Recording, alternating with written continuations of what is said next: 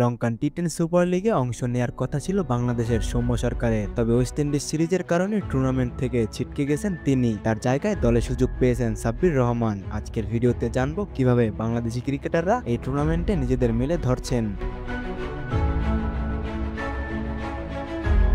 Lankan টি10 super league শুরু হচ্ছে 11 December থেকে। এই টুর্নামেন্টে সৌম্য সরকারের জায়গায় খেলতে যাচ্ছেন সাব্বির রহমান, যিনি ইতিমধ্যে নিজের নাম ঘোষণা করেছেন। সাব্বির ছাড়াও সাকিব আল হাসান, গল মার্ভেলস এবং রনি তালুকদার কলম্বো জাগুয়ার্সের হয়ে খেলবেন। রনি তালুকদারও নিজের টিম ম্যানেজমেন্টকে ধন্যবাদ জানিয়ে লিখেছেন, 2024 সালে লঙ্কান টি10 সুপার লিগে খেলার ব্যাপারে আমি দারুণ রোমাঞ্চিত। একটি ভালো মৌসুম আশা করছি। ঘরোয়া ক্রিকেটে নিয়মিত পারফর্ম করা রনির জাতীয় দলে জায়গা না পাওয়ার হতাশা থাকলেও এই লিগে তার পারফরমেন্স নিয়ে ভক্তদের প্রত্যাশা অনেক।